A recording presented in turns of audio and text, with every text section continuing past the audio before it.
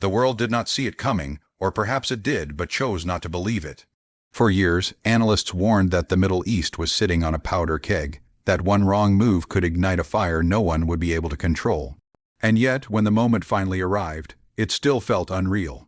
In the early hours of the night, while cities slept and diplomats talked of stability, Iran made a decision that would rewrite history.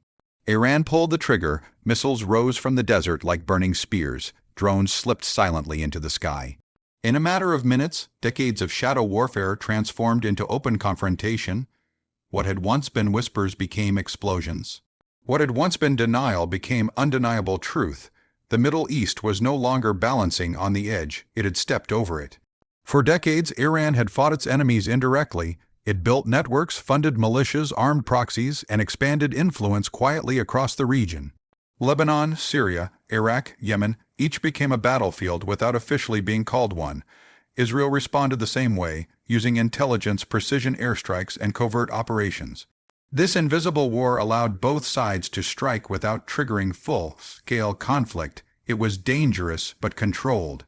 Or so the world believed. Behind closed doors, however, patience was running out. Iran faced mounting pressure.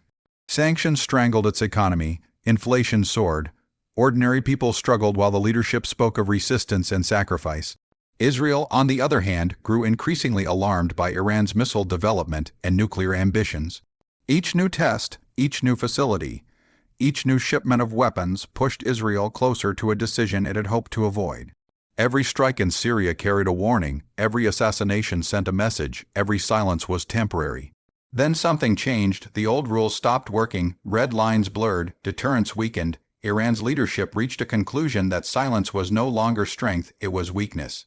If Israel could strike Iranian interests without consequence, then Iran needed to respond in a way that could not be ignored. And so, the trigger was pulled. Radar screens across the region lit up almost instantly. Israeli defense systems detected what operators feared most, not a small attack, not rockets fired by proxies, but a massive, coordinated launch directly from Iranian territory.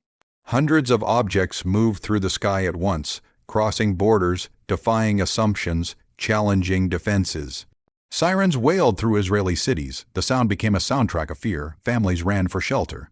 Parents held children tight, praying they would make it in time. Hospitals prepared for casualties. Emergency crews rushed to their stations. The sky erupted with light as interceptors launched, streaking upward to meet the incoming storm. Explosions flashed across the night. Missiles collided mid-air. Fireballs bloomed above cities. For moments, it seemed as if the defenses were holding. But war does not require perfection, only failure at the right moment. Some missiles broke through. Shockwaves rattled buildings, windows shattered, fires ignited near military facilities, roads filled with smoke and debris. Casualties were reported. The damage, though limited compared to the scale of the attack, was enough to change everything. The psychological barrier had been shattered. Iran had attacked Israel directly, openly, unmistakably, and deliberately. In Tehran, the narrative was controlled. Officials spoke of justice, deterrence, and sovereignty. The attack was framed as a response, not an aggression. State media showed images of missiles launching, crowds chanting, flags waving. Strength was projected outward, but tension gripped the halls of power. Iranian leaders knew the risks. They knew retaliation was inevitable, and it came. Israeli fighter jets launched wave after wave of strikes. Precision weapons hit Iranian military assets, command centers, and allied positions across the region. Each explosion sent a message of its own. Israel would not absorb such an attack quietly. The cycle of escalation tightened like a noose. Days passed, then weeks. The conflict did not fade, it deepened. Iran launched again, this time with even greater intensity. Ballistic missiles joined drones in overwhelming numbers. The attacks were better coordinated, designed to stretch and exhaust defenses. Israeli cities once again fell silent under curfew-like conditions. Schools closed, commerce slowed. Life became measured in sirens and countdowns. Civilians paid the price. Shelters became second homes. Children learned the sound of alarms before lullabies. Anxiety settled into daily life. Every vibration, every distant boom carried fear. Even those far from impact zones felt the weight of uncertainty. And then the war expanded beyond Israel. U.S. military bases across the region became targets. Missiles were launched toward installations in Iraq and the Gulf. Though many were intercepted, the implications were massive. Iran was signaling that it was willing to confront not just Israel, but the global power standing behind it. Airspace across the Middle East shut down almost overnight, flights were canceled or diverted, airlines scrambled to reroute passengers. The skies, once busy with civilian traffic, became militarized corridors of tension. Oil markets reacted instantly. Prices surged, energy security, already fragile, became a global concern. Governments convened emergency meetings. Economists warned of cascading effects.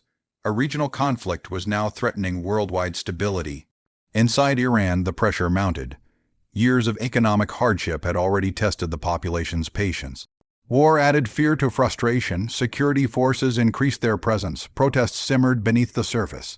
The leadership spoke of unity and defiance, but the cost was undeniable. Israel, too, faced hard truths.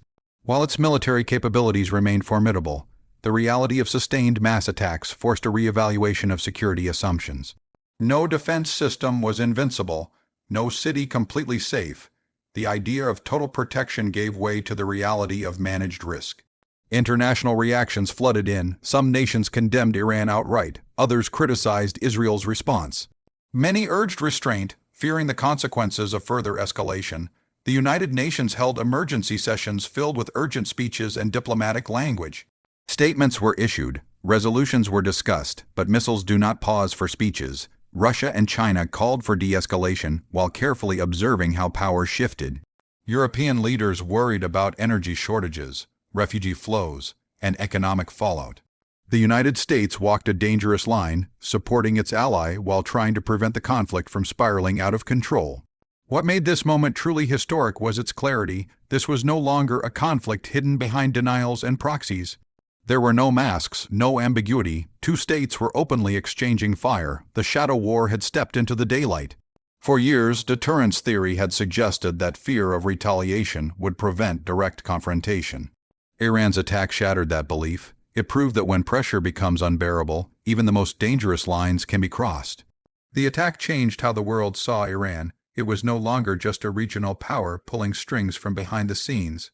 It had demonstrated reach, coordination, and the willingness to accept consequences. Allies reconsidered their alignment.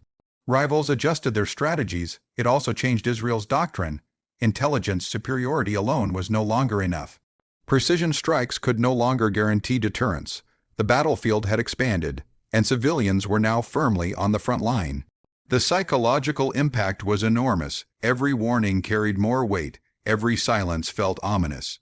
Diplomacy became harder, trust thinner. Negotiations, when they happened, unfolded under the shadow of recent violence. The world entered a new phase, one defined not by the question of whether conflict could happen, but by how far it could go.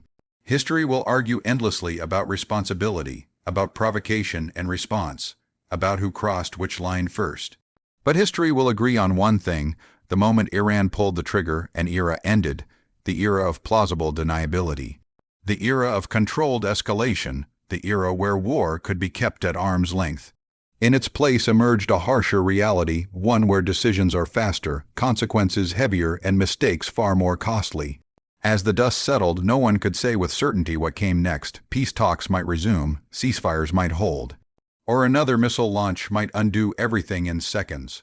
The world now watches the Middle East not with curiosity, but with apprehension.